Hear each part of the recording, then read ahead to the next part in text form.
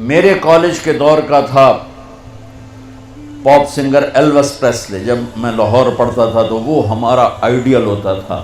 وہ نشے کر کر کر ٹوائلٹ میں مر گیا. جس دن وہ مرا تھا کتنی لڑکیاں خودکشی کر گئی تھیں اس کے پیچھے, اور وہ تھکی ہوئی زندگی برباد کر گیا اپنے آپ کو, نشوں میں تباہ کر گیا اپنے آپ کو.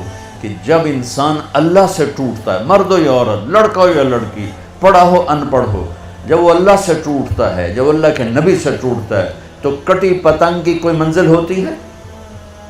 جس گاڑی کے چلتے بریک فیل ہو جائیں اس کی کوئی منزل ہوتی ہے؟ پانی جب طوفان بن کے نکلتا ہے تو اس کی کوئی منزل ہوتی ہے؟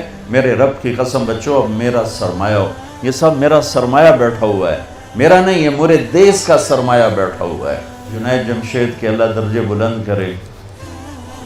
میں ایک جگہ بیٹھا تھا, وہاں ٹی وی چل رہا تھا, تو میں نے دیکھا اسکرین پر ایک بڑا خوبصورت نوجوان ڈانس کر رہا ہے اور اس کے ساتھ 10-12 لڑکیاں ڈانس کر رہی ہیں. تو میرے جی میں آتا ہے کہ اسے کون ہدایت دے گا, اور یہ اتنا خوبصورت نوجوان ہے اور اس طرح مر گیا تو اس کا کیا حشر ہوگا. یہ مجھے اس پہ ترس آ رہا ہے اور دل میں خیال آ رہا ہے کہ اس کو تو ہدایت نہیں مل سکتی, کہ جائے گا کون اس کے پاس. 4 مہینے بعد میں کراچی میں ہوں, ایک نوجوان میرے پاس آتا ہے کہ ایک پاکستانی گلوکار آپ کو ملانا ہے. میں نے کہا ملا دو. جب وہ اندر آتا ہے تو وہ وہی ہے جس کو میں اسکرین پہ دیکھتا ہوں, جنید جمشید. اس وقت پیک 97, جتنا نام جنید نے میوزک میں کمایا ہے کسی نے نہیں کمایا. جتنا پیسہ, جتنا نام, جتنا فیم, جتنی محبت نسل میں کسی نے نہیں. تو میں نے پوچھا آپ کا نام کیا ہے؟ کہا جی میرا نام جنید ہے. کیا کرتے ہو؟ کہا میرا میوزک سے تعلق ہے. میں نے کہا آپ گاتے ہیں بجاتے ہیں؟ کہنے لگا جی میں گاتا ہوں, دل دل پاکستان میں نے گایا ہے. اچھا. میں نے اس سے بات شروع کی, مجھے نہیں پتا میں نے کیا بات کی. تو وہ نا پہلے یوں منہ چھپا کے بیٹھا تھا, پھر اس نے یوں کپڑا ہٹا دیا اور ایسے کر کے میری سنتا رہا. پھر مجھ سے کہنے لگا ایک سوال کروں؟ میں کہا کروں.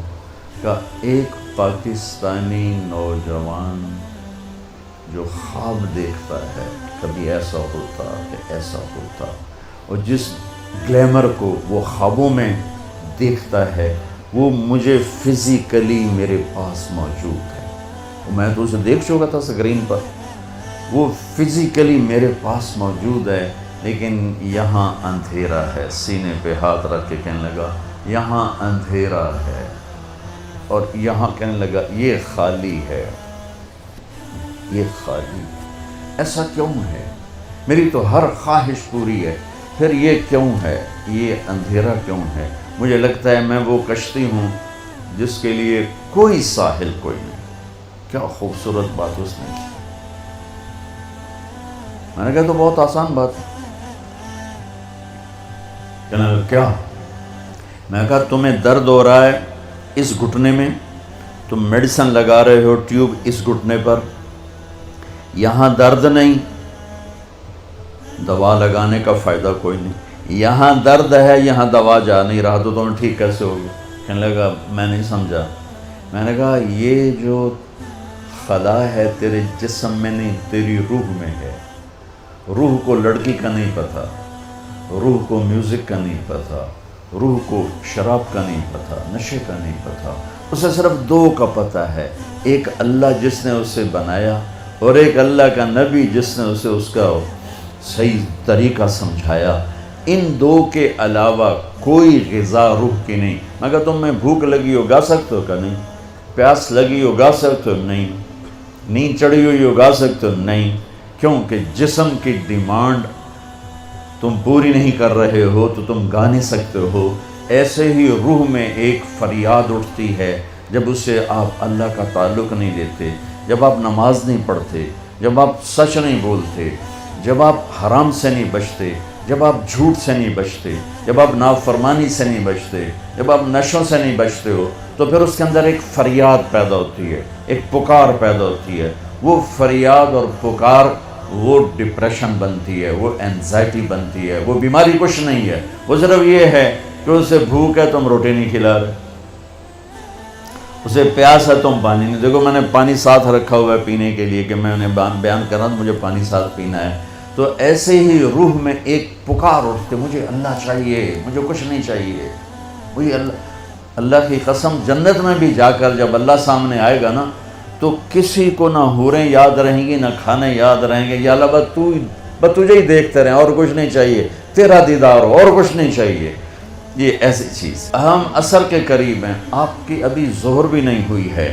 جو کائنات ہے جو قانون ہے، تو میں چاہتا ہوں کہ میری یہ نسل جنہیں میں دیکھ رہا ہوں یہ اپنے اللہ کو پہچان لیں، یہ اپنے نبی کو پہچان لیں کہ ایک علم وہ ہے کہ مجھے پیدا کس نے کیا، ایک علم وہ ہے کہ وہ ہے کون، ایک علم وہ ہے کہ وہ مجھ سے چاہتا کیا ہے، ایک علم وہ ہے کہ یہ زندگی کا کارواں کیا ہے، یہ موت کیا ہے، یہ مقصد زندگی کا علم ہے.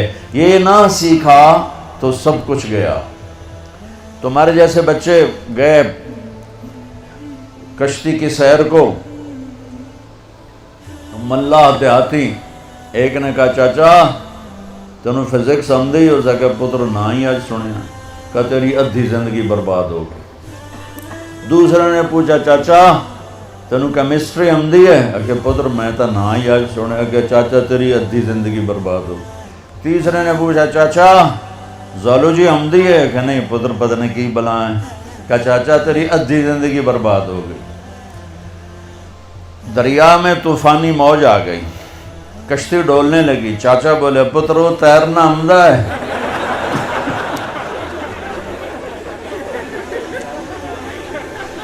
پترو تیرنا آمدہ ہے، کہ چاچا کوئی نہیں ہے، کہ میری ادھی گئی توڑی ساری گئی. تو بچو تم کامسٹ کی ڈگریاں لے لو یا ہارورڈ کی لے لو یا کیمبرج کی لے لو، آکسفورڈ کی لے لو، اگر اللہ کو نہیں جانا تو اللہ کی قسم ساری زندگی برباد ہو گئی. اللہ کی قسم برباد ہو گئی. کبھی وہ شخص نہ دنیا کا سکون دیکھ سکتا ہے اور آخرت کا تو کیسے دیکھے گا جس نے اللہ کو نہ پہچانا. اس لیے ہمارے اندر ایک علم موجود ہے قرآن، جس علم کو چیلنج نہیں کیا جا سکا. آج تک میرے رب کا قرآن چیلنج کر رہا ہے، فاتو بصورت من مثلہ، لاؤ اس جیسی ایک سطر لکھ دو، ایک صورت لکھ دو، ایک لفظ دیکھ دو. ساری دنیا میں آج عربی پر پی ایچ ڈی ہو رہی ہے، ریسرچ ہو رہی ہے، کیا کیا تہ تک چلے گئے ہیں، لیکن قرآن کی ایک سطر نہیں کوئی لکھ سکا کہ یہ میرے رب کا وہ کلام ہے جو اس کی زبان سے نکلا ہے اور میرے نبی کے دل پر اترا ہے. انہو لتنزیل رب العالمین، یہ رب العالمین کا کلام ہے. نزل بہ الروح الامین، اسے جبریل لایا ہے. علی قلبک، میرے نبی کے دل پر لایا ہے. لتکون من المنذرین، تاکہ میرا نبی ہمیں سنائے کہ زندگی کا مقصد کیا ہے.